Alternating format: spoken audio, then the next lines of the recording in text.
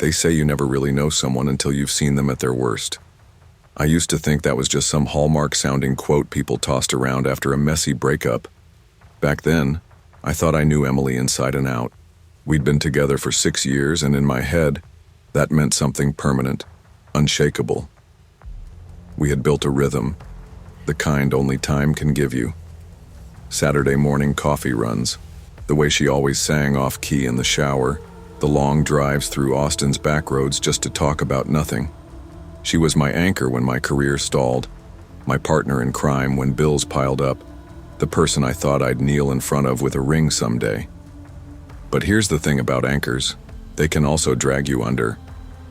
It was November 2021, one of those crisp nights in Austin, when the air carried a bite sharp enough to remind you it wasn't summer anymore. I was helping Emily's younger brother Jason with his iPad because his screen kept freezing. He was sprawled across our couch, more interested in the basketball game flickering on TV than in whether I fixed his homework lifeline. I remember laughing because the kid hadn't even thanked me, just tossed the iPad in my lap and asked if I could make it work like new. That's when I saw her name pop up on the Messages app. Not mine, hers. Emily's account had synced to his iPad through the family cloud. At first, I didn't think much of it. We trusted each other, or at least I thought we did. I scrolled lazily through old group texts, memes she'd sent her friends, the usual nonsense. But then, a name stood out. Just 3 letters. JBC. The tone of the messages hit me first. Different. Personal. Teasing in a way that cut. She was mocking me, joking about how I snored, how I always forgot where I put my keys, even making fun of the way I worded texts. And then came the gut punch. I miss you. I love you. Words she had said to me that morning, now duplicated to someone else, typed out like spare change. I just sat there, staring at the screen while Jason yelled at the TV. My stomach turned. It felt like I'd swallowed ice water spreading through every vein. For 6 years, I thought Emily and I were building something real. In a blink, all I saw were cracks. I didn't say anything that night.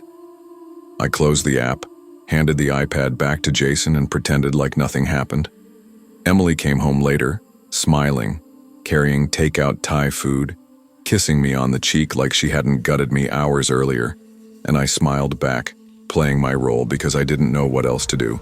But from that night on, I wasn't really there anymore. I became an actor in my own life, pretending, nodding, laughing at her jokes while secretly replaying every text, every word I'd read. I poured whiskey into my coffee on mornings I couldn't face her, told coworkers I was tired when really, I hadn't slept a minute. The truth was eating me alive, but I swallowed it down because I needed a plan. I started keeping records. Every night while she showered or scrolled through Instagram, I'd print copies of those messages, stacking them in a folder hidden in my closet. 75 pages in total. Her lies in black and white. My proof. I also met with a lawyer. I told him I wasn't married but shared a lease, a bank account, and a dog. He gave me the rundown. What was mine, what I'd lose, what I needed to secure before walking away. Cold, clinical, but I listened carefully, nodding like this was some business negotiation and not my life unraveling. The hardest part wasn't reading the messages or plotting the exit. It was lying beside her at night, feeling her reach for my hand in the dark, hearing her whisper, "I love you, Michael." And when I knew she was typing the same words to someone else. Betrayal comes quietly. It seeps in. It sits with you at the dinner table, watches TV with you, and kisses you goodnight.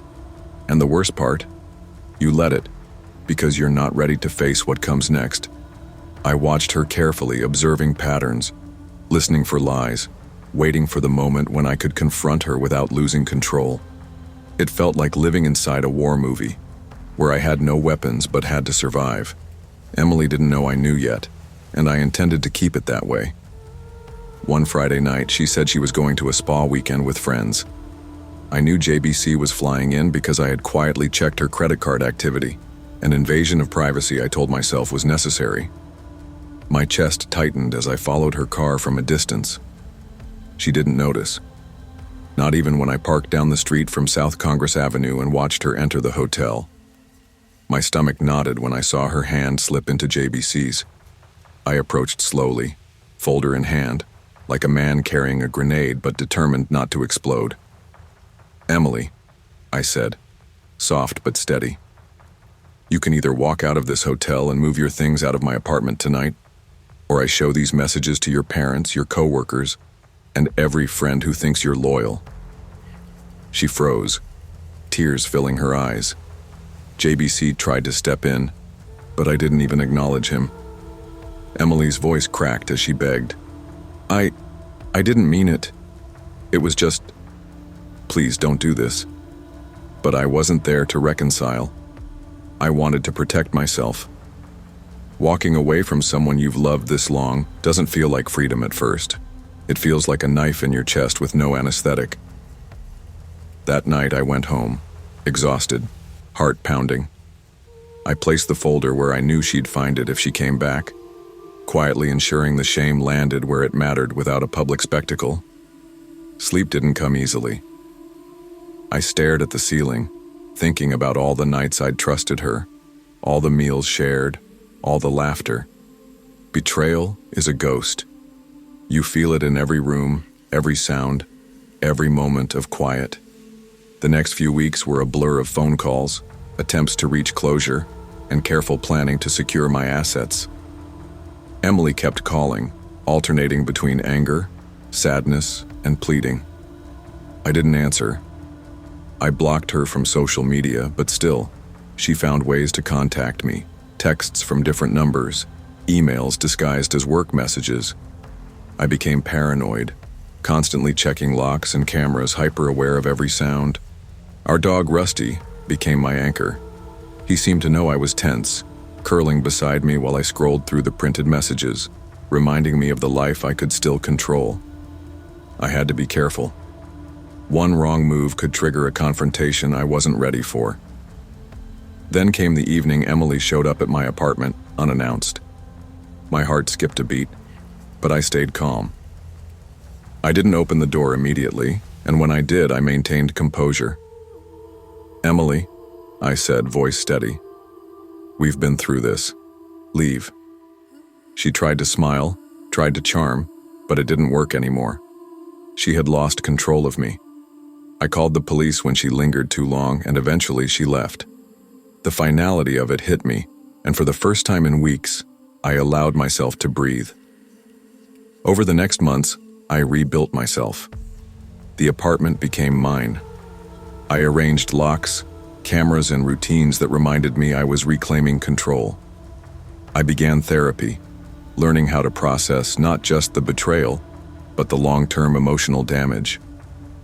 Emily was still in my life peripherally, calls from her family, messages from mutual friends, but her influence over me waned. The hardest part wasn't winning the argument or exposing her lies. It was the lingering question: how could someone I loved so deeply, someone I trusted with every secret, laugh at my pain and carry on as if it didn't exist? I realized I couldn't change her or the past. I could only protect myself, set boundaries, and take back control of my life. By the time a year had passed, I felt stronger. I had Rusty, my apartment, my friends, and my sense of self intact. Emily's texts continued occasionally, polite at first, then desperate. I didn't respond. I had learned a hard lesson. Love doesn't justify betrayal. Trust is earned, but once broken, no apology can fully mend it.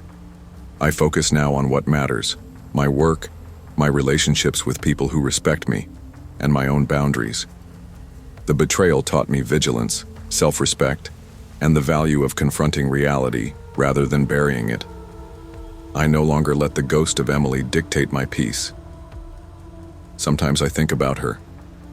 Not with anger, not with pain, just a factual recognition of the danger she represented and the lessons I carry. Trust is fragile, and betrayal can come from the most unexpected places. Love without respect and honesty is not love. It's a risk. Protect yourself, Observe closely, and never ignore your instincts. Boundaries are not a weakness. They are the armor that keeps your heart safe. They say the first big move in your 20s shapes the person you become. I never really believed it until that spring of 2018, standing at the gate in Seattle with Rachel dragging her rolling suitcase behind her and Ethan pacing beside her, trying to keep his expression calm. I watched them from a distance as she hugged him, the kind of hug that squeezes so tight you can feel someone's heartbeat, the way you feel it in a room when someone you love isn't coming back for a while. Rachel had always been ambitious. The promotion in Portland was exactly the kind of opportunity she wanted. Creative freedom, more responsibility, a chance to make a name for herself. I understood that. I cheered for her, even though it meant stretching our friendship and relationships thin. But Ethan and Rachel had been together for 2 years, and everyone, including me, assumed they were inseparable. People said, "They're the forever couple." The kind of statement that makes you want to roll your eyes, but in this case it felt true. At the airport, Ethan's voice shook when he said, "We'll make this work. I promise. Every weekend, every call. Nothing changes." He tried to smile through the tension in his shoulders, and Rachel nodded teary-eyed, brushing strands of hair from her face. They laughed awkwardly, joking about how he better not embarrass himself in Portland with his cooking disasters or karaoke habits. There was warmth, there was love, and there was that unspoken fear of the unknown. The first few months went as promised. Long video calls each night, good morning texts, photos of their lunches, selfies with goofy faces. Ethan even drove down to Portland every other weekend, surprising Rachel with flowers, small gifts, and little notes tucked into her bag. On the surface, everything seemed intact. But as summer approached, subtle changes began. Rachel would skip calls, claim she was exhausted from work, or that team dinners ran late. Ethan didn't see it as a red flag. He trusted her, believed in her, and ignored the tiny frictions as growing pains of distance. But growing pains aren't always innocent. By July, Ethan began noticing the pattern too clearly. Rachel canceled planned visits, blaming unavoidable deadlines. Video calls shrank to short audio check-ins. When Ethan tried to discuss long-term plans, trips, visits, even casual weekends, she skillfully shifted the conversation elsewhere. Ethan's best friend Mark noticed his frustration and said bluntly over beers one night, "Man, she's slipping away. You feel it too, don't you?" Ethan did, but hope was sticky. Love makes us cling to illusions, even when the signs are right in front of our faces. That Friday night in July, Ethan reached a breaking point. Rachel had canceled yet another visit, citing a sudden work obligation. He couldn't handle the uncertainty anymore. Without telling her, he drove 3 hours south to Portland, imagining how surprised she would be. Maybe she would laugh at him, tease him about being paranoid. Maybe it would be a warm reunion that restored his confidence in their love. By the time he arrived, it was nearly 10 p.m. He parked a few blocks from her apartment, heart pounding with anticipation. As he walked past a small cafe near her building, he froze. Through the window, Rachel was sitting with a man Ethan had never seen. She leaned forward, her hand resting gently in his, laughing like she hadn't in months. Not with Ethan, at least. Time slowed. Ethan felt every second stretch painfully. His fists clenched at his sides. For months, he had excused canceled trips, late-night work calls, and awkward silences. He had told himself she was stressed, adjusting. He had trusted her. And now, in this tiny Portland cafe, reality hit him like a freight train. Rachel had moved on. When she glanced toward the window, her face went pale. She whispered something to the man, who turned toward Ethan briefly, then shrugged as if nothing mattered. Rachel came outside, voice low, trembling. I didn't think you'd actually come," she said, eyes wet with guilt. Ethan swallowed the lump in his throat, over the city hum. "How long?" he asked quietly, his voice barely audible. "Since June," she admitted. I didn't know how to end it with you. I didn't want to hurt you, but... He couldn't finish her sentence. His legs moved before his mind could catch up. Without yelling, without demanding an explanation, he walked away, numb. He returned to his car and drove back to Seattle in silence, replaying every lie, every canceled trip, every excuse he had accepted as truth. In the weeks following that night, Ethan tried to find peace. He stopped checking his phone compulsively. He deleted Rachel from social media, muted memories of their FaceTime calls, tried to fill the void with friends and work. But ghosts have a way of lingering.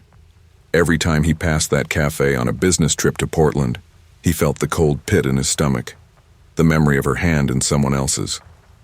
He realized the betrayal wasn't just her moving on. It was how she had kept him tethered while her feelings had already shifted. He remembered the little excuses that now looked absurd.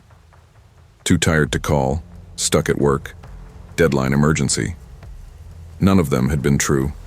She hadn't been too busy.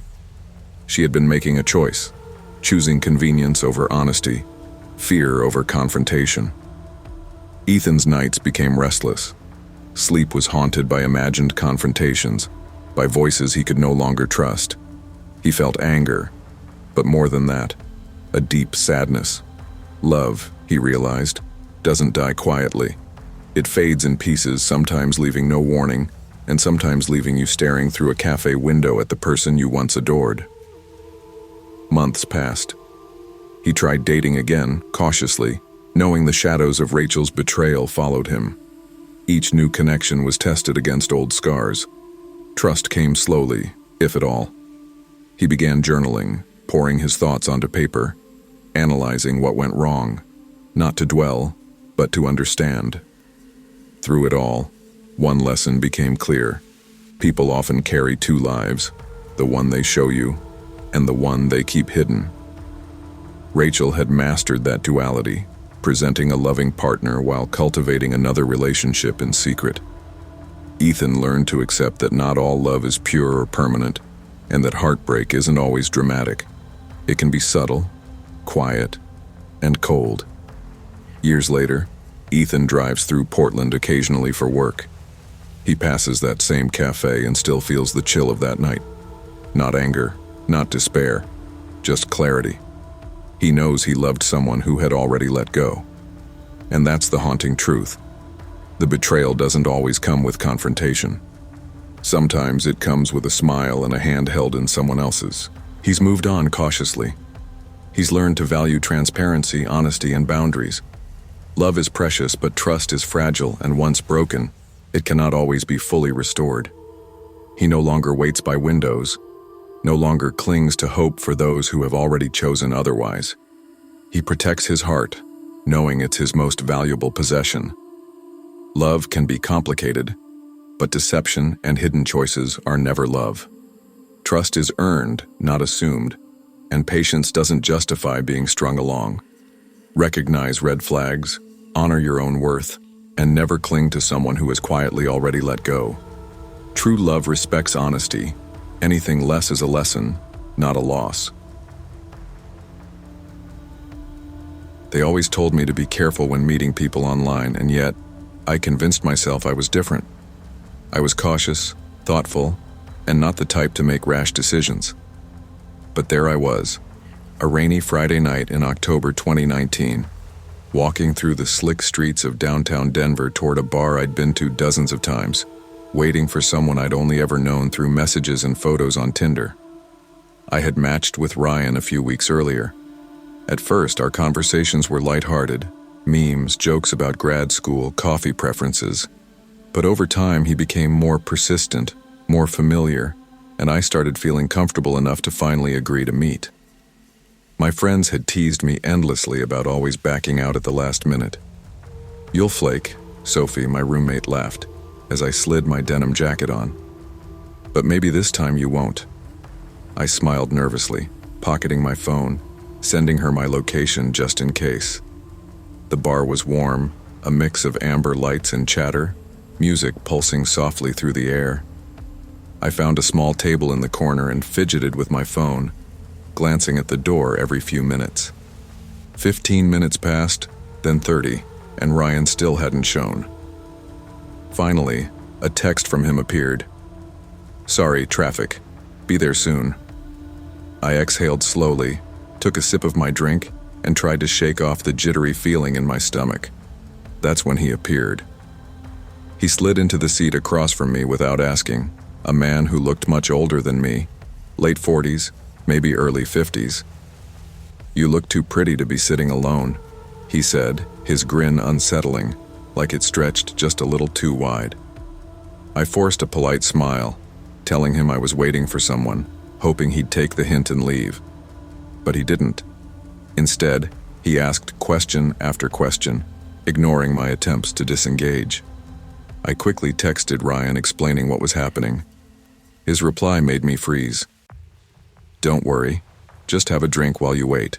I'll be there soon." The calm encouragement unsettled me. Why would a stranger, someone I had never met, encourage me to stay in a situation that clearly made me uncomfortable? The older man returned later, this time leaning closer. "So, this guy you're meeting, he's younger, right? Doesn't know how to take care of a woman like you?" My chest tightened. He knew about Ryan. How did he know I was waiting for someone? My pulse raced. I excused myself to the bathroom, pulling my phone from my pocket and whispering into it as I called Sophie. I told her exactly what was happening, the way the man had ignored my body language, how Ryan's messages didn't make sense. She was furious over the phone, telling me to leave immediately. But leaving felt dangerous. What if he followed me outside? I stalled, washing my hands slowly, pretending to linger, hoping he wouldn't notice my movement. When I returned to my table, the man was gone. I paid my tab quickly, barely glancing at anyone else, and left. The rain had picked up, streaking down my windshield in blurred lines, matching the chaos I felt in my chest. As I drove through the empty streets toward my apartment, headlights suddenly appeared behind me, following me for several blocks. My grip on the steering wheel tightened until my knuckles were white. I pulled into my apartment complex and stopped in front of the building. The car halted across the street, idling briefly, then drove away. Relief washed over me in waves, though the fear lingered, crawling along my spine like icy fingers. I ran inside, locking the door behind me and double-checking the deadbolt. Sophie was waiting, alarmed. "What happened?" she asked, panic in her voice. I told her everything, every detail, and she shivered. "We need to call the police," she said. I nodded numbly, my stomach in knots. Later that night, curled under my blanket, I tried to calm down. My phone buzzed with a message from Ryan. "Sorry about tonight. I can just come by your place instead. What's your apartment number again?" My blood ran cold. I had never shared that information with him. My fingers shook as I dropped the phone, heart hammering in my chest. Almost on cue, I heard a faint rattle. Someone was trying to push open the window. I screamed and Sophie came running. Together, we yelled for help. Our downstairs neighbor, an ex-Marine, appeared quickly, flashlight in hand. By the time he reached the window, the figure was gone. The police arrived later, taking statements and inspecting the scene. The number Ryan had used was linked to a burner phone. The Tinder profile was gone within hours. They couldn't confirm whether Ryan and the older man were the same person, or if they were working together, but the intent was clear. Someone had been tracking me. In the weeks following, I became hyper-aware of everything around me. Curtains remained closed, even in daylight. Every noise, the creak of the floor, a rattling vent, footsteps outside made me jump. I deleted all dating apps, disconnected from online platforms, and stopped responding to unknown numbers. I was careful, cautious, and paranoid, but justified. Someone had intentionally targeted me, studied my habits, and orchestrated a scenario that could have ended far worse. Sophie became my anchor, checking in constantly, asking me to text her when I left work or returned from the grocery store. Friends offered advice, but nothing fully reassured me. My apartment, once a sanctuary, now felt like a trap. Every dark corner, every shadow felt alive, watching me. I became defensive. Doors locked, windows reinforced, motion sensors installed. The sense of vulnerability was exhausting, and I realized the psychological damage was almost worse than any physical threat. The scariest part wasn't just the attempted intrusion, it was the precision, the plan, the timing, the manipulation. Whoever had done this didn't just stumble into the situation, they had crafted it, step by step. I had been lured, observed, and nearly followed home. It was calculated, intentional, and terrifying. Months went by, and slowly, life returned to some semblance of normalcy.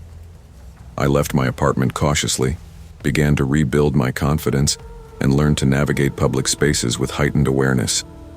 The idea of dating again seemed impossible, a threat I wasn't ready to face. Every new message or unknown number set off alarms in my head. Even now, years later, the phone buzzing in the middle of the night makes me flinch. I kept journals recording the events, my emotions, and the subtle patterns I had noticed. Writing helped me process, transforming fear into understanding. I realized how easy it is to be targeted, and how important it is to trust your instincts over the reassuring words of strangers. The internet can be a double-edged sword. It connects you to people, but can also expose you to danger in ways we rarely anticipate. Over time, I rebuilt a sense of safety, though it was fragile. I stopped blaming myself for trusting Ryan or anyone, but I learned vigilance is essential. I invested in security, stayed alert, and prioritized personal safety above convenience or politeness. The experience left scars, both physical and emotional, but it also taught resilience. The lesson wasn't just about stranger danger, it was about trusting your gut, recognizing subtle red flags, and respecting your own boundaries. The night of terror was a harsh reminder that charm can mask danger, and that sometimes, even casual online interactions carry real-world consequences. I carry that knowledge now, quietly, as armor, never letting my guard down completely, but also refusing to let fear dictate my life entirely. Safety is not just physical, it's psychological. Trust your instincts, recognize manipulation early, and never underestimate the danger of deception. Protect your space, set firm boundaries, and understand that being cautious is not paranoia, it's self-respect. Courage is continuing to live fully while remaining aware of the risks around you. I met Liam during my sophomore year at Boston University, in a sociology class that neither of us particularly loved. I remember it vividly because I had stayed up all night preparing a paper, only to have my laptop crash hours before it was due. I sat in the library, panicked, flipping through my notes, when Liam appeared beside me, backpack slung casually over his shoulder. "You look like you could use a hand," he said, his voice calm, the kind of calm that made you believe everything would be okay. He stayed with me for hours, helping me type up the paper, explaining concepts I had overlooked, and even lending me his laptop when mine refused to cooperate. He didn't complain when I fumbled through his explanations, and I found myself laughing at his dry jokes, even while my heart raced with gratitude. From that day on, Liam became a constant in my life. He was the one who remembered my coffee order without asking, who stayed up late when I needed someone to talk to, who lent me a jacket when I forgot mine on a windy October afternoon. Everyone teased me relentlessly. "He's obviously in love with you," my friends would whisper, nudging me as he passed by. But I never thought of him that way. He was safe, dependable, and steady, the kind of person you could lean on when life felt heavy. But my heart always craved excitement. I flirted with other boys, sought the thrill of new relationships, and dismissed Liam's subtle hints with a gentle, "You're the sweetest, Liam." I didn't see the storm brewing in his heart. I didn't notice the way he would glance at me when he thought I wasn't looking, the quiet sigh when I mentioned another crush, or the subtle disappointment when I disappeared into someone else's arms. Liam's love was patient, silent, and enduring, and I took it for granted, assuming it would always be there. I never realized that love could hurt so quietly, so invisibly, until much later. Through the years, Liam became my safety net. When my boyfriends broke my heart, he was there to catch the pieces. When I needed someone to drive me home at midnight, he showed up without hesitation. When I couldn't afford groceries, he quietly filled my fridge, refusing anything in return. His presence was a constant reassurance, a soft background in the soundtrack of my chaotic college life. I remember one evening in junior year, curled up on my dorm floor, crying over a failed exam. Liam sat beside me with a cup of hot chocolate, his hand brushing my hair from my face. "You're stronger than you think," he said gently, "and you don't have to face this alone." I smiled through my tears, leaning on him, oblivious to the weight of his heart that beat only for me. I never stopped to consider the years of patience, the sacrifices, the quiet longing that had gone unnoticed. Liam's devotion was an unspoken contract, one that I had no intention of signing. I loved him, in a way, but not the way he loved me. I couldn't give him the thrill, the passion, the romantic heartbeat that he had invested entirely in me. I only knew how to rely on him, absorb his love, and move on with my life. Then Derek came along. He was everything I thought I wanted: charming, adventurous, full of energy and charm. He whisked me off my feet with grand gestures, compliments that made my heart race, and the kind of romance I had been searching for. I knew Liam would be hurt. He always knew. But I didn't anticipate the depth of the ache that his silence brought me when I broke the news of my engagement. The wedding day was surreal. As I walked down the aisle, Derek's eyes lit with excitement and love, but my gaze kept flickering toward the back row, toward Liam. He stood quietly, blending into the crowd, his posture straight but his eyes heavy with a story that only he knew. In that split second when our eyes met, I saw the years of devotion, heartbreak, and unreturned affection reflected back at me. It was like staring at a mirror of my own negligence. At the reception, Liam maintained his composure flawlessly. He smiled for the photos, clinked glasses with Derek, even gave a brief toast to Hannah, who deserves all the happiness in the world. The crowd cheered, and I smiled back, pretending everything was ordinary. My bridesmaids whispered, "He's such a good friend," but the words felt hollow. I had seen the quiet tragedy in his eyes, the silent surrender of a love that had been given endlessly and without condition. Later, when the music slowed and the guests began to leave, I noticed Liam slip away alone. His presence lingered even after he left, a quiet shadow of everything I had taken for granted. On the floor near the exit, I spotted the tie I had given him for his birthday months ago, left behind in his haste or perhaps as a quiet message. The symbolism didn't escape me. He had given everything, and walked away with almost nothing. In the years that followed, I occasionally received a text from Liam, usually on my birthday or a holiday. Each one carried a weight, a quiet reminder of the chapter of his life that had been devoted to me, the love he had never stopped feeling. I read them, smiled politely, and put my phone down, feeling a hollow ache in my chest. I tried to reconcile my feelings, but some truths cannot be untangled. The real horror wasn't betrayal or deceit. It was understanding that someone had loved me fully without expectation, and that love had been absorbed without return. I realized that in seeking excitement, charm, and passion, I had overlooked the most steady, enduring presence in my life. Liam had been the constant in my story, and I had treated him as optional. Over time, I grew more reflective. I learned to appreciate acts of kindness, patience, and quiet devotion, recognizing how rare such love is. I also recognized the responsibility that comes with receiving love. You cannot take it for granted. Every gesture, every sacrifice carries weight, and ignoring it leaves scars that are invisible but lasting. Now, whenever I think of Liam, it's with a mixture of admiration and regret. He became a model for what love can be: patient, giving, enduring.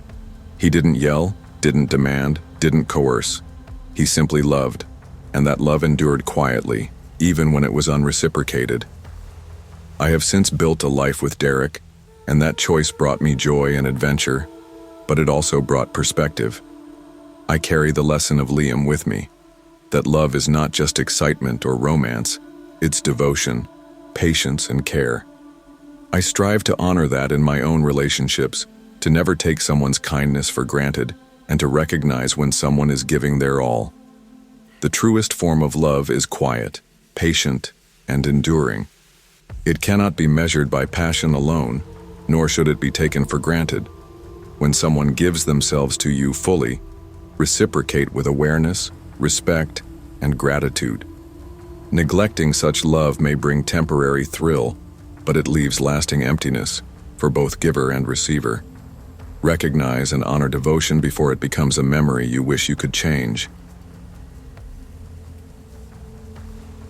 I never thought I'd go back to online dating.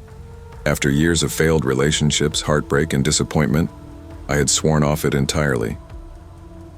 But in March 2022, feeling both lonely and hopeful, I downloaded Match.com one last time. I told myself this was it. No games, no casual flings, just honesty and maybe, if luck allowed, something real. I created my profile meticulously, choosing photos that were genuine, highlighting my work as a graphic designer in San Diego, and writing a bio that was witty but careful.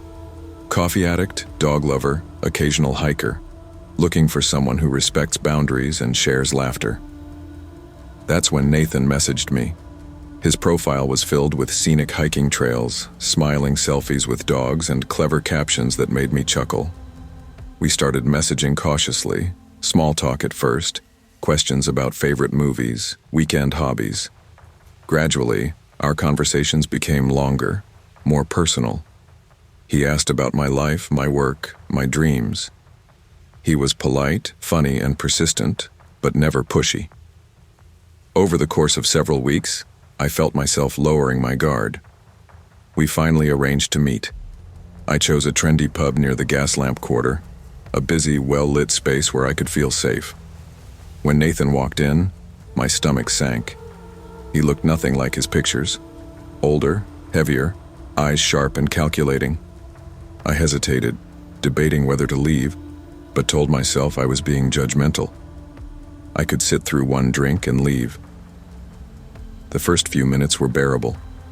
We exchanged polite greetings and small talk. But as the night dragged on, Nathan's behavior changed. He leaned too close, spoke with an intensity that made me nervous, and asked invasive questions about past relationships. When I declined his offer for another drink, he insisted on walking me to my car. Outside, the unease escalated. He tried to kiss me despite my repeated refusals. My pulse spiked, adrenaline rushing, and I shoved him away. I locked myself in my car and drove off, hands trembling, heart racing. I thought it would end there. A bad date, a story to laugh about later. But a few days later, a small bouquet appeared at my doorstep. No note, just flowers. Then a box of chocolates, then a handwritten letter. "You don't have to be scared. We're perfect together. You'll see." I froze. I had never given Nathan my home address. The gifts didn't stop. Stuffed animals, jewelry, a framed photo of a sunset with "For Us" scribbled on the back. Each package made my stomach twist. At night, I heard footsteps near my apartment window. I would jump, heart racing, peer into the darkness, and see nothing. One morning, I found a single rose taped to my car door. Panic set in. I called my older brother, Evan. Within hours, he was at my apartment helping me install new locks, setting up security cameras, and staying overnight for the first week. The footage later showed a shadowy figure near the doorway at 2 a.m., moving deliberately, lingering as if waiting. But the video never captured a clear image, just enough to confirm my worst fears. Someone was watching me. I tried to rationalize it. Maybe it was a coincidence, a neighbor pranking me. But deep down, I knew better. Nathan had fixated on me, and he wasn't going to stop unless I forced the boundary. My friends advised calling the police, but without concrete evidence, there wasn't much they could do. I felt trapped, vulnerable, constantly alert. One night, another package arrived, a necklace engraved with "Forever Mine." I snapped. I couldn't live in fear anymore. I photographed my brother's handgun, placed it on the kitchen counter with meticulous framing, and sent it in an envelope to the P.O. box Nathan had used. Inside, I included a note. Try me again, and this is what you'll find waiting. It was bold, risky, but I refused to be a victim. The next day, the gifts stopped. Silence fell. It was a strange, heavy relief, a reminder that confrontation sometimes works in unexpected ways. Months passed, and I slowly reclaimed a sense of safety. The fear never fully disappeared, but it dulled with time. Even after the immediate threat subsided, I couldn't shake the psychological residue. Every text from an unknown number made me flinch. I double-checked locks obsessively, walked with awareness, and remained hyper-vigilant about my surroundings. I deleted all dating apps permanently, afraid of unknowable threats lurking in seemingly harmless profiles. The experience reshaped my perception of online interactions. Charm, wit, and shared interests were no guarantee of safety. I spent long nights reflecting on the moments leading up to the obsession. Nathan's persistence had seemed flattering at first, almost romantic. But the escalation from polite messages to invasive behavior, gifts, and surveillance was a calculated pattern. I realized the danger had been masked in familiarity, presented as care, and only revealed as threatening when my boundaries were clear. Sophie, my roommate at the time, reminded me constantly, "People like him don't change. They only escalate. You did the right thing by standing up for yourself." Her words echoed in my mind as I adjusted to life with heightened awareness, knowing I had reclaimed my autonomy, but also carrying the lesson that vigilance isn't optional. Months turned into a year, and life slowly returned to a semblance of normalcy. I resumed work, engaged socially but cautiously, and rebuilt a personal sense of safety. I realized I had to create boundaries so impermeable that no charm or persistence could penetrate them. Every interaction, every relationship afterward was filtered through the lens of experience, but not fear. I refused to allow past terror to dictate my life entirely. I learned the importance of practical defenses: security cameras, reinforced locks, sharing locations with trusted friends or family. I also recognized emotional resilience as equally crucial. I had to acknowledge fear without letting it dominate my decisions. I had survived, and that survival carried a lesson I couldn't ignore. Years later, now married to Darren, life felt stable and joyful. But the past never truly leaves you. One evening, walking into a restaurant for a dinner party, I froze. Across the room, sitting at a corner table, was Nathan. Older, balder, laughing with a woman who could have been me years ago. My blood ran cold. He didn't see me, but in that moment, I realized he had moved on. Obsession redirected, hunting for someone new. I excused myself to the restroom, staring at my reflection in the mirror, hands trembling. I whispered, "He's not my problem anymore."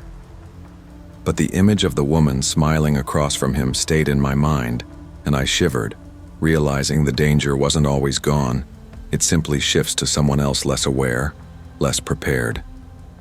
Even now, I carry the lessons of those months with me: vigilance, courage, and the right to defend your personal space. I learned to trust instincts over appearances, to act decisively when boundaries are crossed, and to never underestimate the consequences of seemingly small decisions like giving out your address or trusting someone too quickly. Boundaries are not optional. They are essential. Safety is both physical and psychological, and trust must be earned, not assumed. Awareness, vigilance, and assertiveness are acts of self-respect, not paranoia. Danger often hides behind charm and familiarity, and protecting oneself is an act of courage, not fear. Recognize threats early, act decisively, and never allow another's obsession to define your life. I've always believed in second chances, though my track record would argue otherwise. My 20s were a blur of airports, rent checks, and freelance gigs that barely paid for gas. Every relationship I had seemed to end in some kind of betrayal.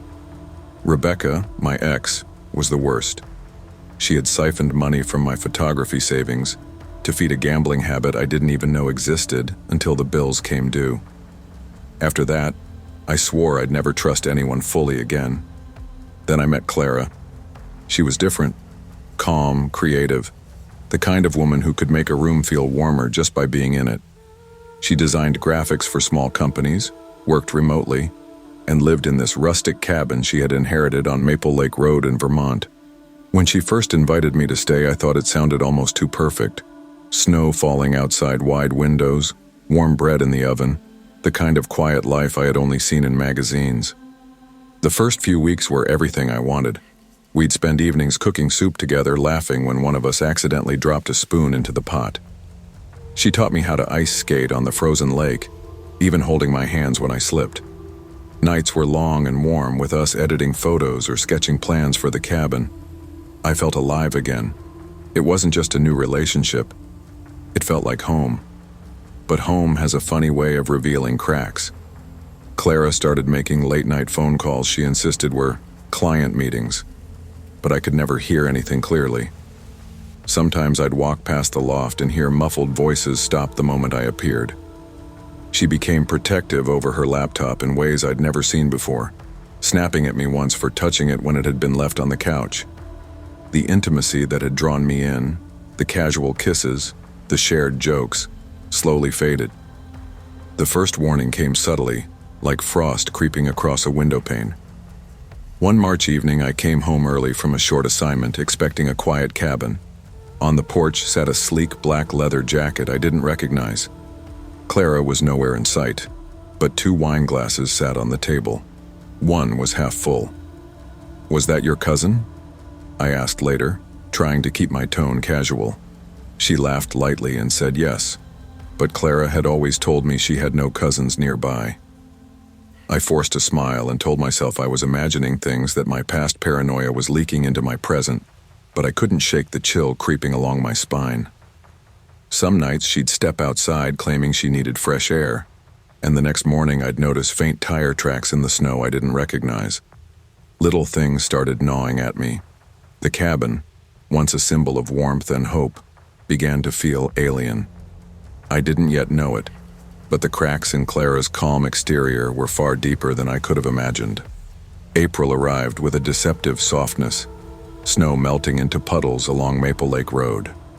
I had started to accept Clara's strange behavior as quirks rather than warning signs, blaming my anxiety for reading too much into them. That illusion shattered one late evening when I stumbled on the truth. I was editing photos in the living room, coffee in hand, when I noticed Clara's phone left on the coffee table, screen glowing softly. I froze as a message preview flashed. "He's asleep. Come now." My stomach lurched. The laughter from upstairs wasn't familiar. It was casual, intimate, and meant to exclude me. My pulse raced as I crept toward the bedroom door. Through the half-open door, I saw Clara lying in bed with Ethan Blake, the local contractor who occasionally fixed things in the cabin. They didn't notice me at first, and when they did, it wasn't fear or guilt in her eyes. It was casual amusement, as though I had walked into someone else's ordinary night. I couldn't move. Every memory we had shared, the late-night edits, the hot soups, the frozen lake, turned into a cruel joke. Ethan laughed softly. Clara's eyes sparkled with the kind of betrayal that cuts deeper than any slap or shout. I realized then that the home I thought I had found with her was nothing but a mask. I didn't confront them that night. I couldn't. I just retreated to the couch and stayed there, half frozen, half burning with rage. Over the next weeks, I had to coexist with them in that cabin. Snow blocked the roads, leaving me trapped, and Clara didn't hide it anymore. Ethan's truck would appear in the driveway, and Clara's smiles remained unaffected. Every creak of the floorboards reminded me I wasn't welcome in the space I had once called sanctuary. I started noticing patterns. Footsteps when no one was around, small objects displaced.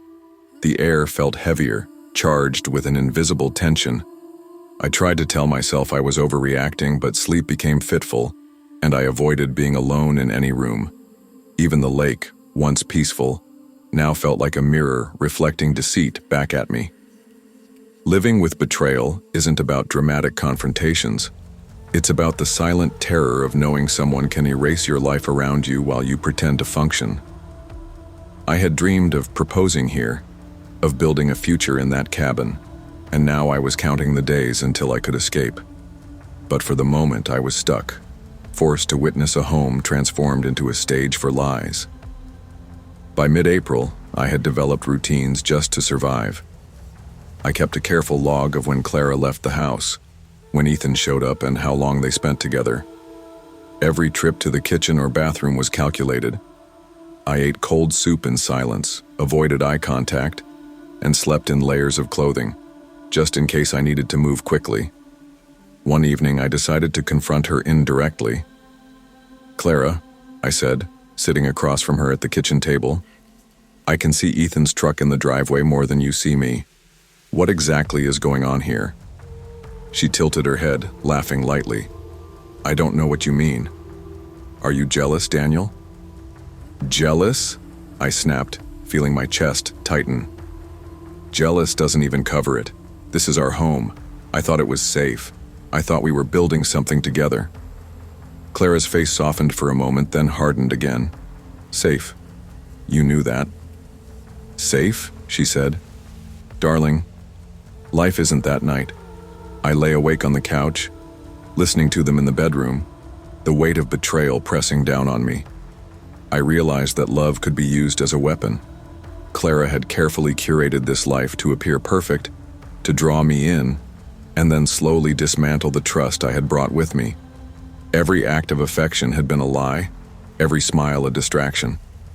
The snow finally began to melt, and with it, my options expanded. I started planning my exit meticulously. Each day, I packed a little, hid my essentials, and made mental notes of the roads when they were clear. I knew leaving too early could provoke a confrontation I wasn't ready to face. On the last weekend of April, I watched the lake shimmer in the morning sun and realized the irony. The same place I had felt closest to her now reflected nothing but emptiness. I didn't hate Clara, not yet, but I feared what living there had done to me. My sense of safety, of trust, of home, had all been eroded by her deliberate actions. When May came, I finally executed my escape.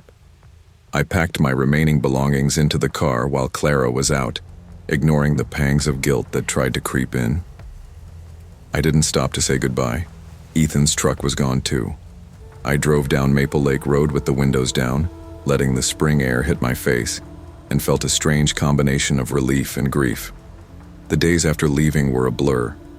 I found a short-term rental in town and started reconnecting with work that didn't involve constant reminders of betrayal.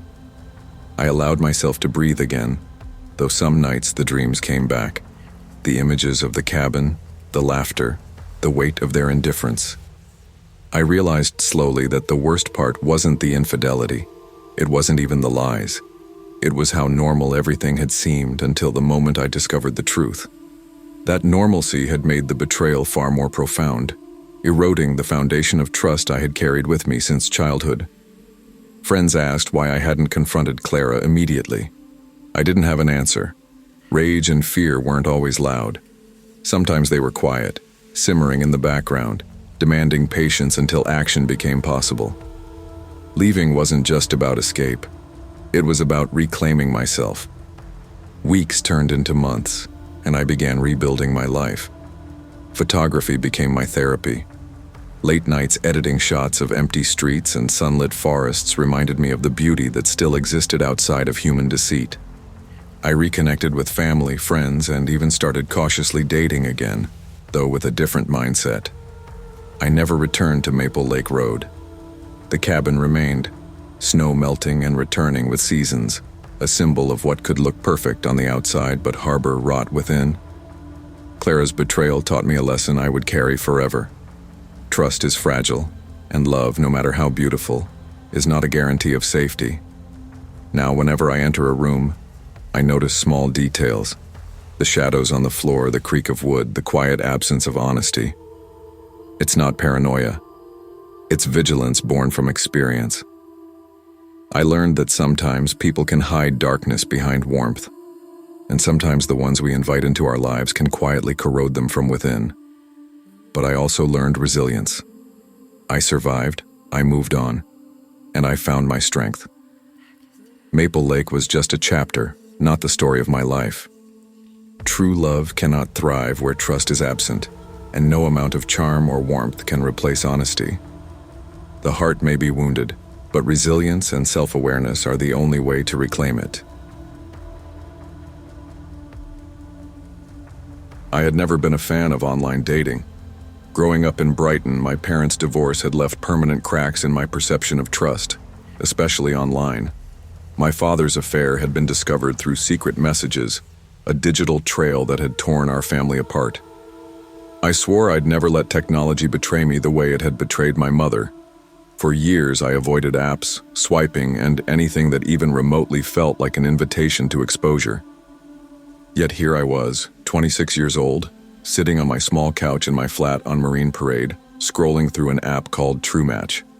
My roommate, Maya, had nagged me into it for weeks, insisting I'd meet someone worth my time. I wasn't convinced. I created my profile carefully, leaving out my last name, workplace, and location tags. My bio reads simply, teacher, coffee addict, loves old bookstores. I told myself these precautions were enough. I wasn't going to let myself get swept away by digital charm. Then I matched with Adrian Walsh. From the start, he was different. No cheesy pickup lines, no emojis stacked like a tower of desperation. He asked questions, smart questions about history, books, and childhood memories. I remember feeling a flicker of relief when I read his first few messages. Someone actually cared about the person, not just the photo. We started exchanging voice notes. His tone was calm, even soothing, like he could read the quiet anxiety buried in me and speak to it without triggering it. After a week of cautious conversation, he asked for my number. My heart raced at the request, but there was something in his patience that made me trust him, just a little. We texted for the first time outside the app. Everything still felt measured, comfortable. I began to feel lighter than I had in years. I allowed myself tiny glimpses of normalcy, laughing at his jokes, telling him about the odd students in my class, the tiny victories of the day. It all started to shift when he asked for my Instagram. I froze. I had deliberately kept my account private, sharing only photos for family and close friends. I'm not comfortable with that yet, I typed carefully, trying to set a boundary without appearing rude. The reply came almost instantly. Oh, don't worry, I've already found you. My stomach dropped. I didn't understand at first. Adrian's messages started to include details only someone who had spent time observing me could know. He referenced a photo of me at Brighton Pier, a snap with blurred-out student artwork in the background, even the cafe where Maya and I grabbed coffee every Friday. I hadn't shared any of this with him. My blood ran cold as the realization set in. He had pieced together my life from online breadcrumbs, perhaps using reverse image searches, mapping every predictable detail. The tone of his messages shifted. Where curiosity had once been comforting, insistence took its place. I saw you ordering your usual cappuccino. Didn't realize you'd be here today. At first, I tried to convince myself it was coincidence. Maybe he lived nearby. Maybe he had friends who passed through my favorite places. But the late-night messages made that impossible to believe. You should really draw your curtains, Sophie. Anyone could be watching. Fear settled in like a permanent weight. I confided in Maya immediately. I think he's watching me, I whispered over tea one evening. She was horrified, urging me to go to the police. You need evidence, Sophie, she said. Screenshots, timestamps. This is serious. But I felt powerless. What crime had technically been committed? He hadn't touched me. He had only invaded my life in ways that left no bruises, only creeping terror. Things escalated when my principal called me. Someone had emailed the school, pretending to be me, requesting photographs of students for a class project. The office refused, thankfully, but I felt the walls closing in. Adrian had crossed the line from digital obsession to professional harassment. The paranoia I had tried to keep at bay became unavoidable. Every narrow lane in Brighton looked threatening. Every late-night car stop filled me with dread. I began altering routines, leaving the house at different times, avoiding the coffee shop on Fridays, checking windows and doors obsessively. I deleted my dating profile, blocked his number, even changed my phone. But nothing erased the gnawing sense that he was always one step ahead. His digital footprint was invisible yet omnipresent. Sleep became impossible. I would wake up at 3 a.m., convinced I heard footsteps in the hallway outside my bedroom. The smallest noise, a creak of a floorboard, a car engine revving down the street, sent my pulse racing. Even when I convinced myself it was harmless, my mind replayed scenarios of Adrian watching from somewhere, always just out of reach. I tried to return to normalcy. Teaching became a refuge, but even in the classroom I couldn't shake it. I noticed strangers lingering too long near my school, always looking in a certain direction, almost as if they knew I would be there. Every message notification made my heart leap, expecting it to be him. Maya insisted I report everything to the police, but with each incident, my frustration grew. Without a clear crime to point to, law enforcement couldn't act decisively. I remember one evening in particular. I had returned home after grading papers late at night, walking down a narrow lane behind the bookstore I loved. My coat hood pulled low, heart pounding, when a black car stopped nearby. I froze. The driver's side window rolled down, empty. Just a trick of the shadows? My imagination? I don't know. By the time I reached my flat, I was shaking, hands trembling on the keys. The realization was unbearable. Adrian's obsession had infiltrated my entire life. Every digital presence, every predictable habit, every photo I thought private. It had become a roadmap for him. I couldn't trust the digital world, and more painfully, I couldn't trust my own judgment. I took drastic measures.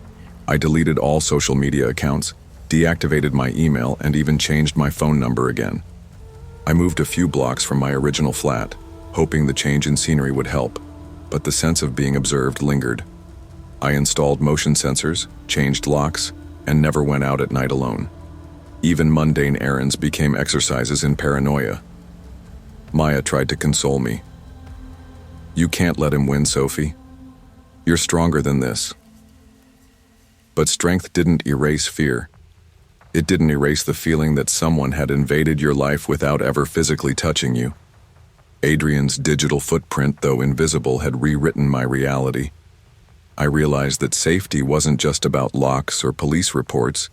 It was about controlling exposure, reclaiming boundaries I had once taken for granted. Every precaution I implemented was a barrier against not just him, but against the fragile illusion of normal life that had been shattered. Months passed. I began to breathe easier, though the scars remained. I returned to teaching with caution, slowly letting colleagues into my trust. I allowed myself to visit the bookstore again, taking different streets home, watching my surroundings.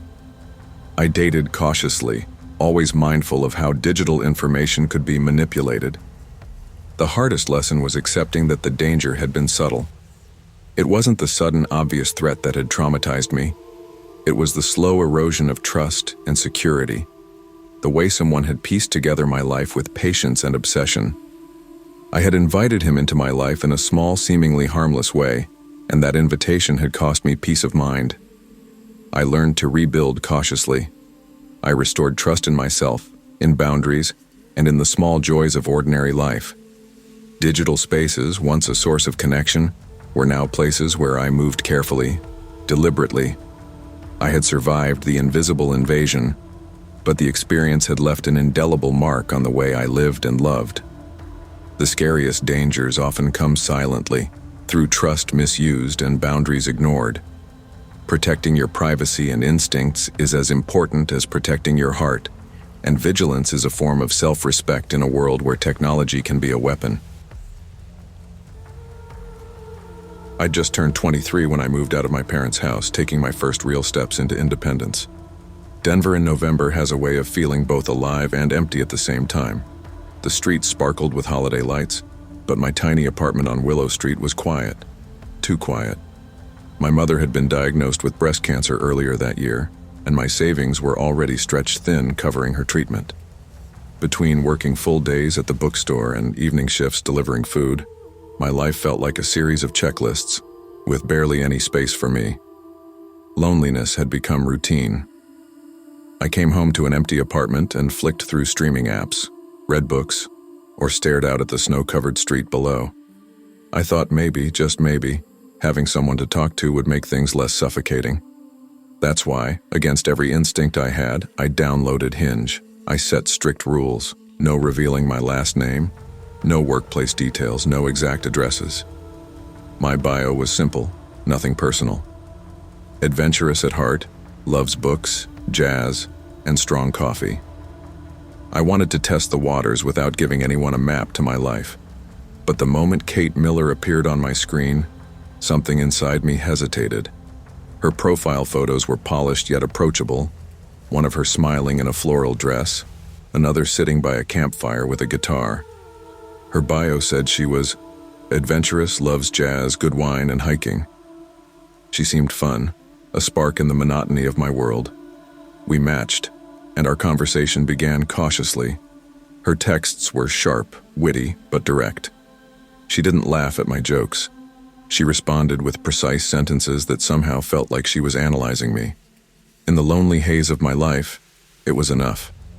I found myself clinging to the attention, interpreting bluntness as honesty. A week later, she insisted we meet. "Why waste time? Life's short," she wrote. I hesitated. The pandemic was still ongoing, and meeting strangers felt risky.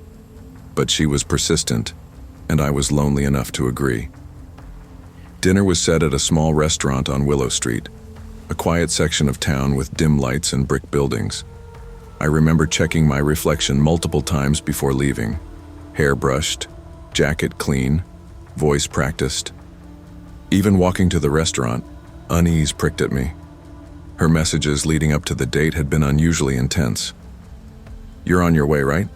You wouldn't flake? You're not like the others, are you?" Each buzz of my phone made my stomach tighten. I tried to convince myself she was just nervous. When I saw her waiting outside the restaurant, reality hit. She looked older than her photos.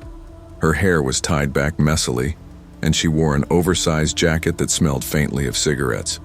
She smiled, but it didn't reach her eyes. "You're taller than I thought," she said flatly, walking past me without hesitation. I followed, unsure whether to be offended or amused. At the table, things only got worse. She was precise, commanding, and intensely focused on me. Her questions felt invasive. "Do you live alone? Top floor or ground floor? Do you lock your windows? How many locks on your door?" My skin crawled. I tried to redirect the conversation to books, music, and ordinary life, but nothing diverted her attention. Her gaze never wavered, always returning to me, as if trying to read every secret I had. I laughed nervously. "That's oddly specific," I said. She leaned closer, whispering, "You can tell me. I'm not dangerous." Dangerous. That word rang in my mind, but I laughed it off to keep my composure. Dinner ended awkwardly. I paid, eager to leave, expecting a polite goodbye. But she simply stood, muttered, "See you later," and walked to her beat-up silver sedan. Relief washed over me. Surely I'd never hear from her again. I was wrong. I unlocked my apartment door and stepped inside, finally breathing in the quiet. My chest still thumped from the intensity of the dinner, but I tried to tell myself it had been a one-off. I locked the door behind me and started unpacking my bag when my phone buzzed. "You didn't even invite me in. Rude." I froze. My heart raced as I dropped my bag on the floor. I hadn't given her an inch of access to my apartment. How could she know I had arrived? I ignored it, trying to rationalize the situation. Perhaps it was a friend of a friend. A coincidence. But minutes later, another message arrived. "Nice curtains. Yellow doesn't suit you." The blood drained from my face. My living room curtains were indeed yellow. She could see inside. The streetlight outside cast just enough illumination for someone to peer in. Panic coursed through me. I killed the lights, crouched by the kitchen counter, and dialed 911 with trembling hands. The operator instructed me to stay hidden until officers arrived. I peered out from the corner of the counter.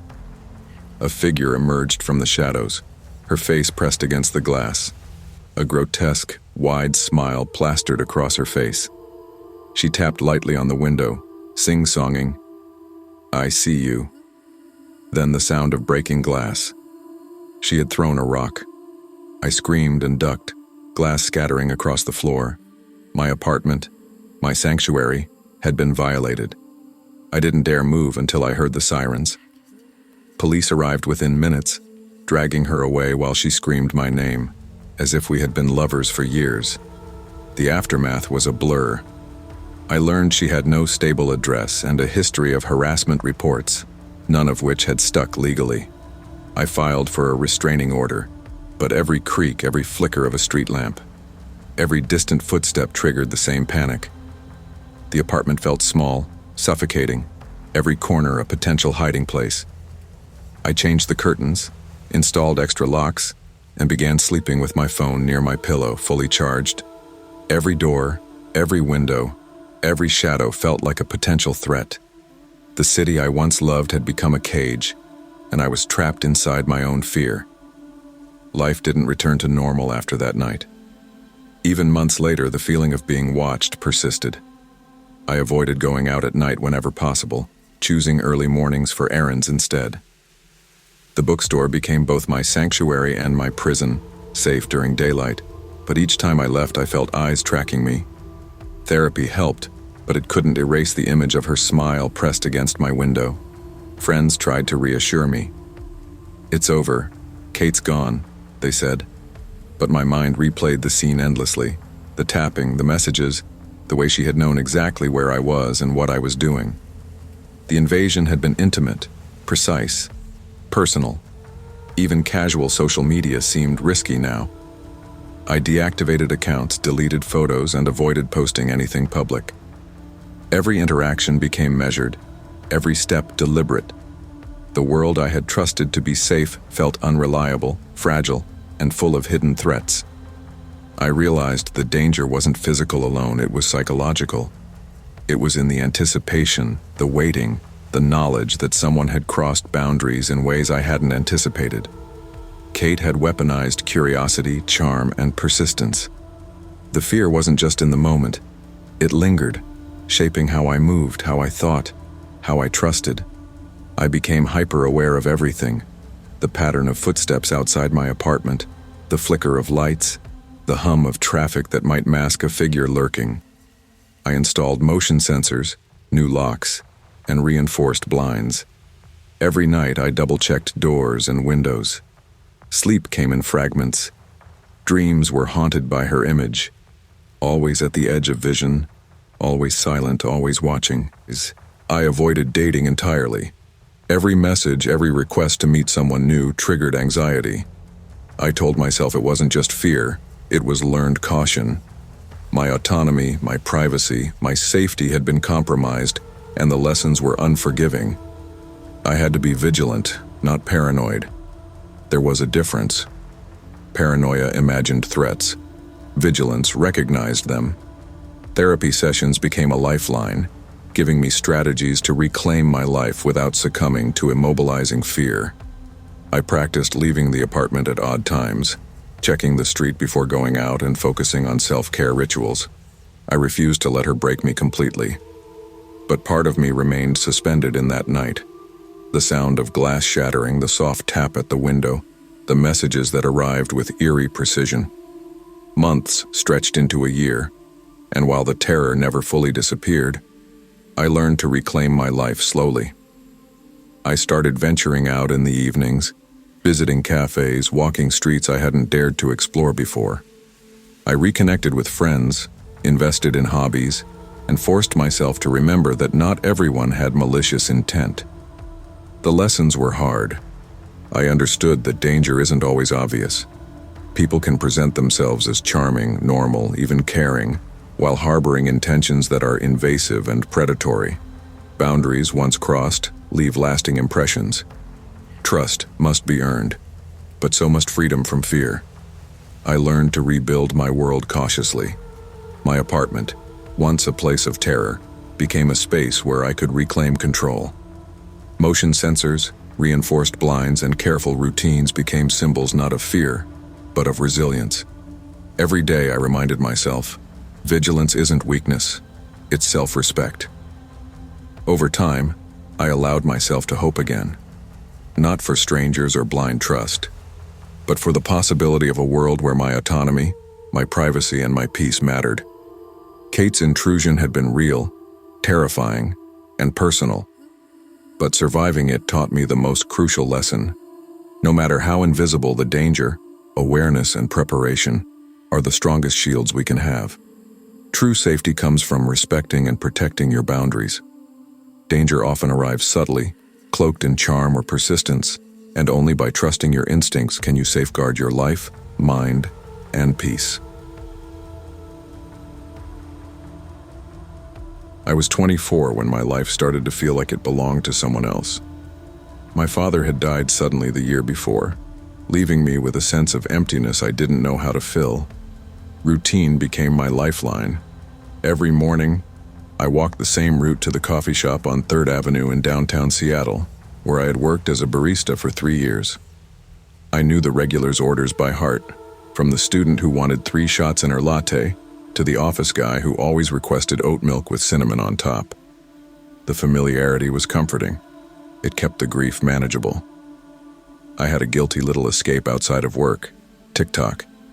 At first, it was just silly videos, latte art shaped like hearts, clips of the espresso machine steaming milk, or short shots of rainy Seattle streets. No one really noticed. My videos got maybe a dozen views at most. Then one Friday, a customer asked for the strangest drink he could think of, and I filmed it on a whim. That night, my phone buzzed nonstop. Thousands of views, comments, shares, followers. Overnight, my small, quiet life exploded into something I didn't fully understand. Suddenly, I had a fan base. People recognized me on the street. "Hey, you're the coffee girl from TikTok." They wanted more content. I felt like I'd found something that was mine, something exciting beyond grief and monotony. I started posting daily, behind-the-scenes shots of the cafe, tutorials, funny interactions with customers. The followers kept growing, and with each notification, I felt validation I hadn't realized I was craving. But then the shadows appeared. At first, the comments were harmless, flirtatious, maybe a little annoying, but not dangerous. "Wish you worked at my coffee shop," or "You make my mornings brighter."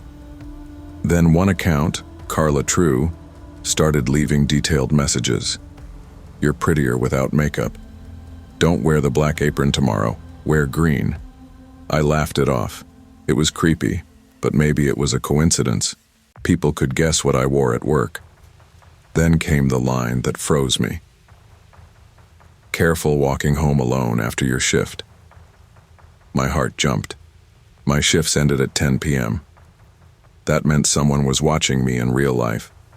The next night, Marcus, my coworker, stayed late with me while I closed. "Do you see anyone outside?" I whispered. He glanced out the window, squinting. "Just some guy leaning against the lamppost." I laughed, nervously, but my chest tightened. Someone was following me, stalking me, because of my videos. The realization was terrifying. Back in my tiny apartment, the fear didn't leave. During a live stream, I read comments aloud, trying to maintain a sense of normalcy. Then one popped up from Carla True. "Your bedroom light flickers too much. Change the bulb." My blood ran cold. The lamp beside my bed had indeed been flickering that night. He had been inside my apartment, or at least seen it, through the camera or a window. I slammed my laptop shut, my hands shaking. Marcus tried to reassure me. Some troll, someone exaggerating. "Maybe it's just, no," I said, gripping the counter. "This isn't just online. He's here." It escalated. Twice I found my car windows smashed after work. Nothing stolen, just broken glass. Once, a note tucked under the wiper read, "I like the red scarf. Wear it again." I hadn't posted that scarf online. I hadn't told anyone about it. He was following me physically. I went to the police. "Someone is stalking me," I explained, showing the notes and videos. They took a report but were hesitant. "Unless he directly threatens you, there's little we can do," they said. Their calm dismissal made the fear worse. I felt helpless, like my life had been hijacked. I bought a cheap security camera for my apartment and set it up the first night. My phone buzzed with a notification, "Movement detected." I opened the feed. My car outside. A crouched figure, hooded, scratching the paint. Grainy, but I could see the face, gaunt, pale, eyes wide, and then a smirk directly at the camera. The police finally acted after the camera footage. Jonas Reed, 32, unemployed, living out of his car, was arrested for stalking, trespassing, and vandalism. They found printouts of my TikTok videos, screenshots of Instagram, and even a handwritten schedule of my work shifts. He had been meticulously planning his harassment. Even after he was gone, the terror lingered. Every night, I'd wake convinced someone was in the apartment. Footsteps, shadows, noises that were probably harmless, but my mind interpreted them as danger. I had lost a sense of safety I hadn't realized I'd taken for granted. The cafe felt different too. Familiar faces suddenly felt like potential threats. Any stranger could be someone like Jonas, watching, planning. The joy I had felt in my TikTok content was gone. Sharing my life had made me vulnerable in ways I couldn't control. I became hyper-aware.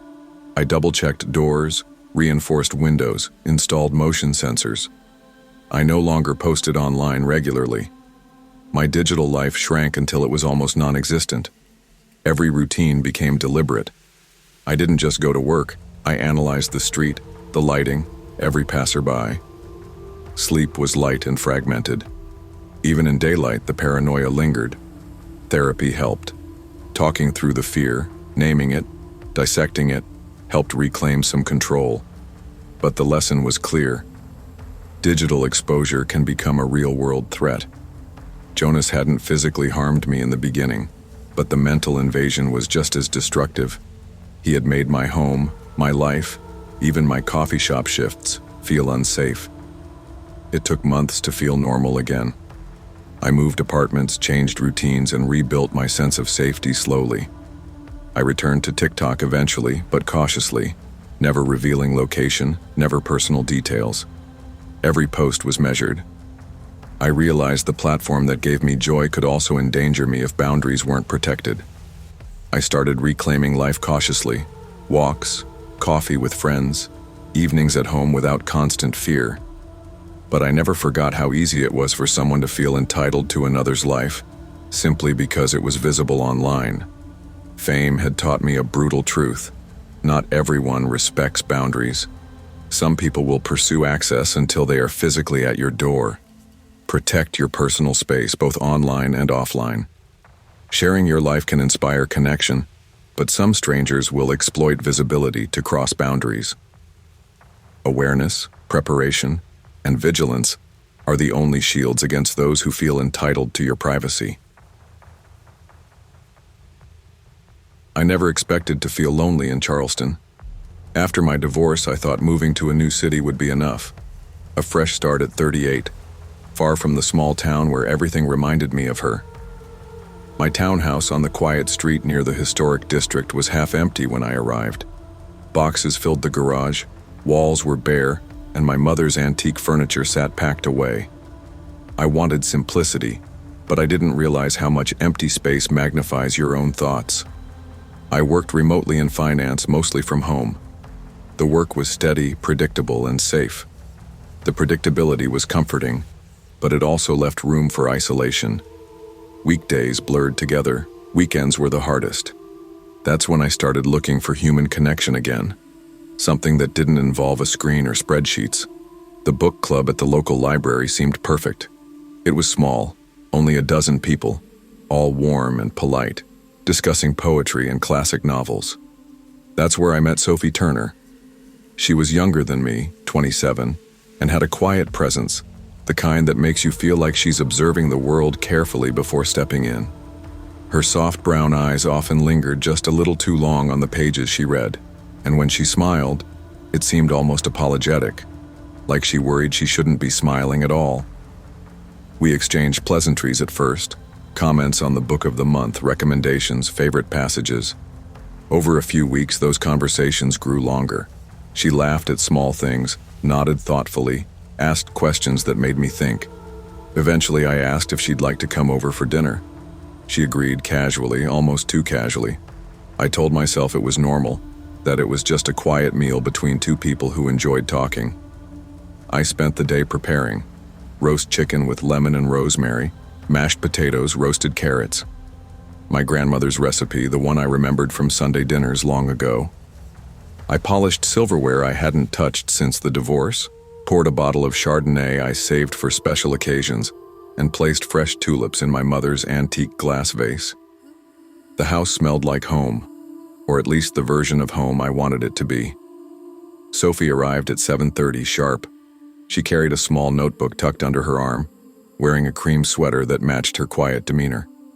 She complimented the tulips and the smell of the roast, but she barely touched the food. I offered her wine. She lifted the glass politely but didn't sip. The conversation was light at first: books, art, small talk. But there was an undercurrent I couldn't place, something off. Her questions started normal enough, but quickly became probing. Do you live alone? Does anyone visit often? Do your neighbors check in on you? I laughed awkwardly, deflecting. I wanted to be polite. I wanted to believe the unease was just me being paranoid, but my gut screamed otherwise. By dessert, I was tense. Sophie had excused herself to the bathroom, claiming she needed to check her notes, and I stood in the kitchen listening for the sound of running water. 10 minutes passed, then 15. I debated knocking, but my mind raced with possibilities, all of them worse than reality. When she returned, she said her sister was unwell and that she needed to leave early.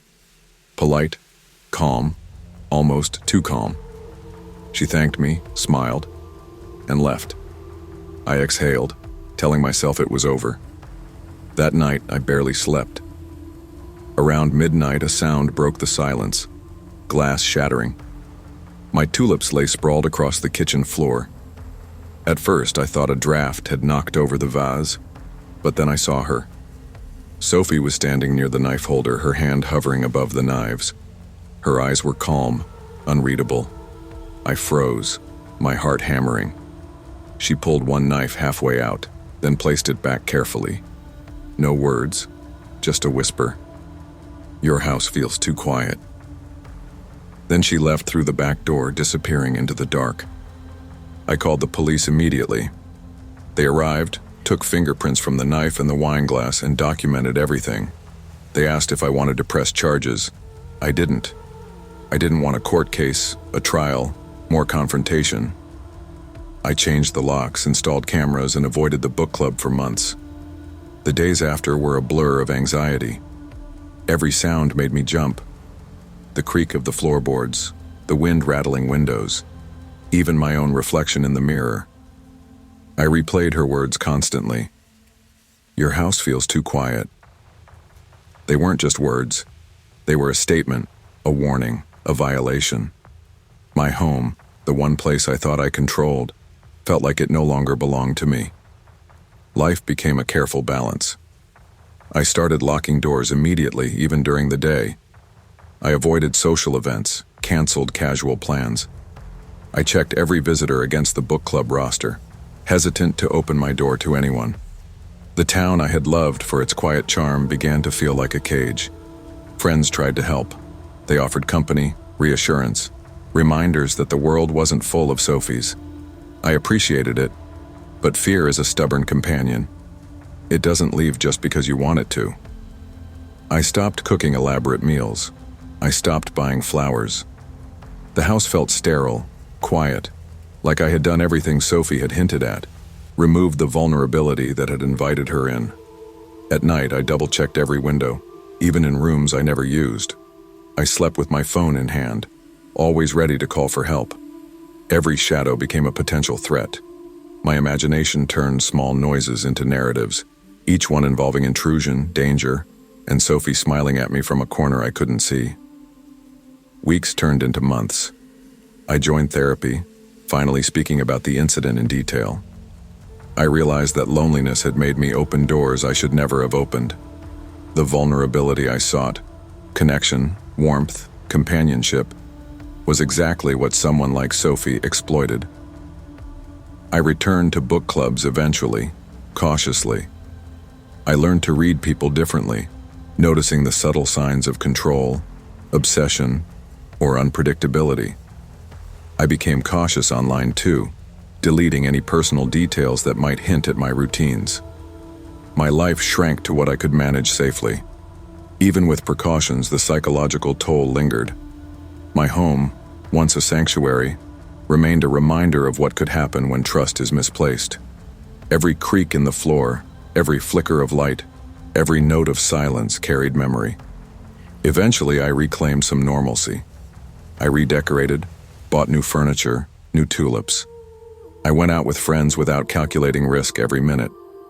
I learned boundaries are not just physical, they are emotional, social, and psychological. Sophie's intrusion taught me that danger doesn't always look like a crime. It can be quiet, calculated, and slow.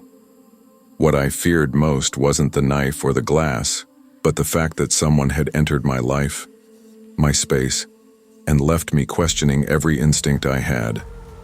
Loneliness can make us vulnerable, but vigilance is not paranoia. Protect your home, your mind, and your boundaries. Trust is earned slowly, and not everyone who smiles or shares your interests deserves a place in your life. Silence can be peaceful, but it can also be a warning, reminding you to safeguard what truly belongs to you. I never imagined my life could feel so fragile. I was 34, running a small graphic design studio in downtown Portland, Maine, with my wife Clara and our 10-year-old daughter Emily. From the outside, we looked normal. Family dinners, school drop-offs, a dog that barked at every delivery truck. But the truth was, our household had been slowly unraveling for years. I could feel the tension in the air every evening as I walked through the door, heavy enough to press my shoulders down and make my chest ache. Clara had changed. She worked late, sometimes disappearing into the evenings with excuses about parent-teacher meetings or lesson plans. Her laughter, once warm and easy, became quieter, almost absent, especially when I walked into a room. She carried her phone with her constantly, her thumb scrolling with nervous rhythm, eyes flicking down at messages I couldn't see. I wanted to ignore it, telling myself she was under pressure, that I was overreacting. But the silence between us at night was deafening. She would turn her back to me in bed, staring at the ceiling, and I would lie awake, listening to the soft rhythm of her breathing, wondering if she was thinking of someone else. Emily, too, was different. My bright, cheerful little girl had become quiet and withdrawn. Where she once tumbled through the living room, pirouetting in ballet slippers and spinning until the lamps shook, she now spent hours in her room, sketching or staring blankly at her ceiling. Occasionally, I would hear her sobbing quietly at night, but when I knocked, she would wipe her tears and say she was fine. I tried talking to Clara about it. "We need to check on her," I said one evening. Clara shrugged, dismissive. "She's just growing up. Kids get moody. Don't read too much into it." Her tone, calm and rehearsed, felt like a door closing in my chest. I began paying closer attention. I noticed how Emily would linger in doorways, glancing at us as if she were measuring something we didn't know. She left little notes in the house, drawings of shadowy figures standing between people, cryptic messages about keeping secrets and fixing things. I chalked it up to imagination at first. Children often create worlds to process things they don't fully understand. But a small, gnawing anxiety settled in my stomach, persistent and growing. The night it all escalated began like any other. I came home late from the studio, tired and ready to collapse, expecting the quiet of the house to be comforting. But when I opened the door, the rain had left Emily's ballet shoes soaked and abandoned on the porch. I felt my stomach drop. Inside, her bedroom was unnervingly neat. The bed was made, the desk arranged, everything in its place. But on the pillow, a folded note. I picked it up with trembling hands. In her childish, careful handwriting were the words, "Don't be scared. I'm trying to stop the bad things. I'll fix it." My heart sank. My little girl, the one who once chased sunlight across the floorboards, had gone out into the world thinking she could protect us, thinking she could control the chaos I didn't even fully understand. I found Clara in the living room, gripping her phone like it was a lifeline. I demanded answers, but she waved me off. "She's being dramatic. Kids exaggerate." Her calmness made my stomach twist. Something was wrong, something more than imagination or mood swings. I called the police immediately. By midnight, they had traced Emily using local surveillance cameras. She had left the house alone, walking toward an abandoned construction site near the harbor. The footage was heartbreaking, tiny legs carrying her through wet streets, clutching her sketchbook like it was armor, her coat wrapped tightly around her. There was determination in her posture, but also vulnerability I couldn't bear to see. We drove through the cold, rain-slicking streets toward the site. The harbor was deserted, littered with rusted beams, broken glass, and construction debris. Officers called out, flashlights cutting through the fog, but Emily was nowhere in sight. My chest tightened with every passing minute. I imagined her trapped, hurt, cold, or worse, thinking she had to handle things that weren't her responsibility. After 2 long, agonizing hours, we found her beneath a collapsed scaffolding. She was pale, eyes wide open, clutching her sketchbook, pages torn and soaked. The drawings depicted shadowy figures standing between a man and a woman, our family, or a distorted version of it. My knees gave way as I held her, shaking, whispering her name. She whimpered, but she was alive. That was all that mattered in that moment. The police pieced together the events. Emily had stumbled upon Clara's affair with Rachel, the nanny we had hired to help while Clara's schedule grew heavier. Emily must have overheard arguments, witnessed things no child should, and interpreted them through the lens of innocence and responsibility. She believed she could fix the situation herself. Clara had tried to cover it up. She had communicated with Rachel that night, hiding details from the authorities, and obstructed the investigation. When confronted, her face was pale, her composure artificial, almost rehearsed. That night shattered my ability to trust her again. I couldn't, not after Emily nearly paid the price for our mistakes. The weeks that followed were suffocating. Clara was arrested and eventually charged with obstruction. Emily and I stayed with my sister temporarily while the house felt abandoned. Every corner, every detail reminded me of the betrayal. The ballet shoes outside, the note on her pillow, the wet coat she wore that night. My studio became impossible to manage. I couldn't focus.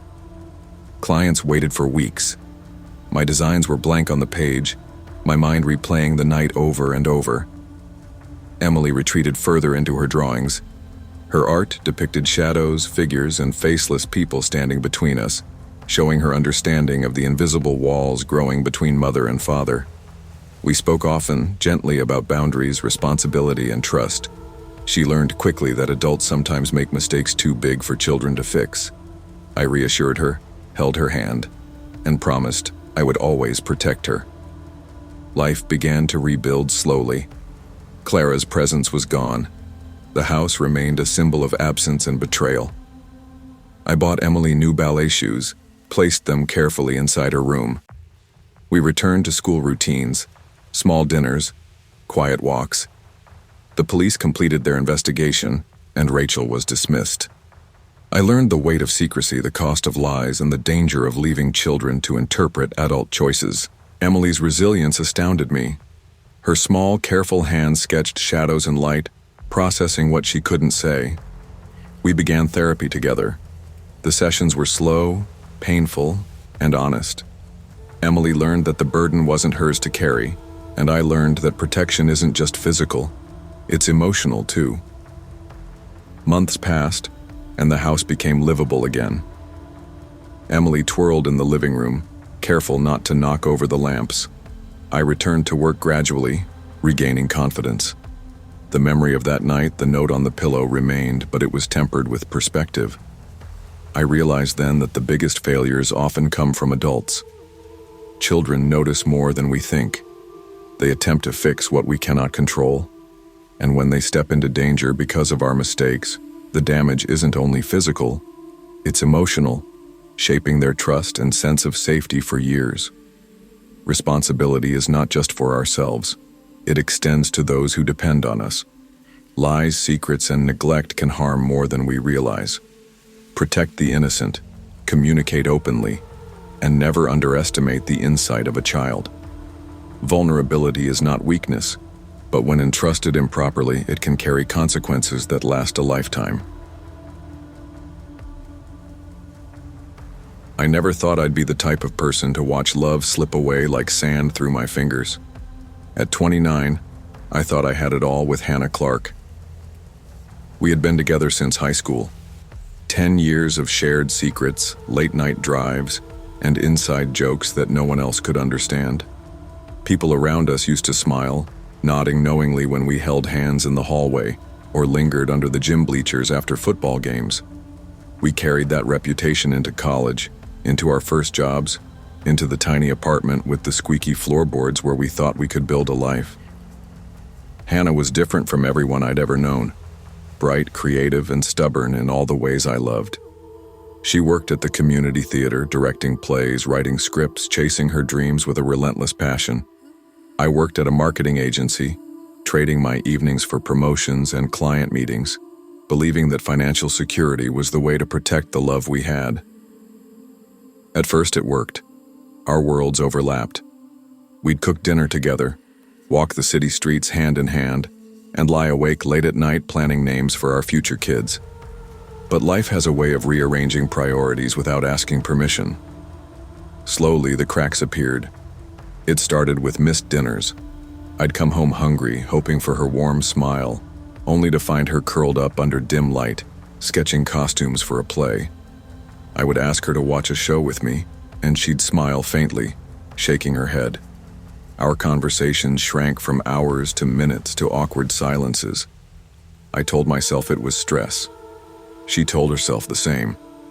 The first time I felt the distance as something more than stress was on a Thursday evening in early spring. I'd spent the day at work, the office buzzing with deadlines, my phone lighting up constantly. When I walked in, she was sitting on the couch, sketchbook open, pencil tracing lines I didn't understand. She looked up briefly, smiled softly, then returned to her drawings. I tried to start a conversation. "Hey, how was rehearsal?" I asked. She hummed, "Fine," and went back to her sketching. The short, clipped answer shouldn't have worried me, but it did. That night, I lay awake in our bed, listening to her breathing, the soft scratch of pencil on paper echoing through the apartment. I realized I didn't know her anymore, not fully. We had been building parallel lives, overlapping only by habit and memory. My heart ached, but I told myself it would pass. Love, I thought, could survive distance. It had to. Days became weeks and the silence grew heavier. Hannah's attention shifted almost imperceptibly. She left her phone face down on the kitchen counter more often, her laughter softer when she received texts, her touch hesitant when I reached for her hand. I tried to confront it gently. "Hannah, are we okay?" I asked one evening, sitting beside her on the couch. She didn't answer right away, tracing a circle on the couch cushion with her finger.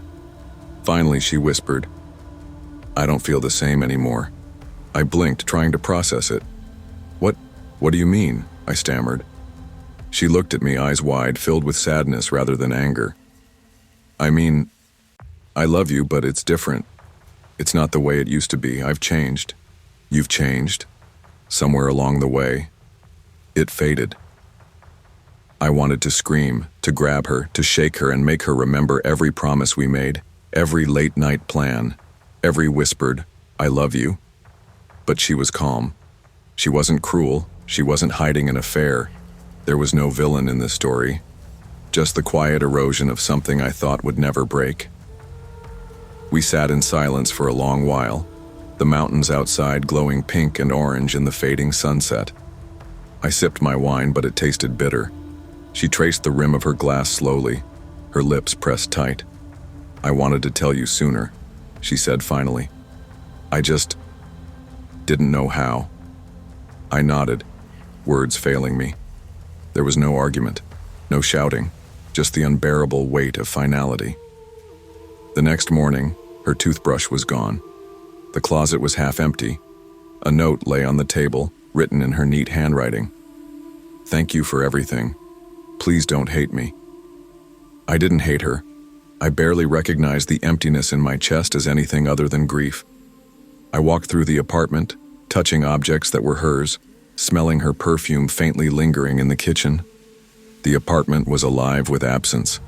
For weeks I moved through the apartment in a daze. The sound of her keys in the door haunted me even when she wasn't coming home. I would hear her laugh echoing from the balcony, even though it had been months since she was gone. I tried to distract myself with work, with friends, with exercise, but the spaces she once occupied seemed to mock me. Friends offered advice. "Time heals everything," they said. "You'll find someone else."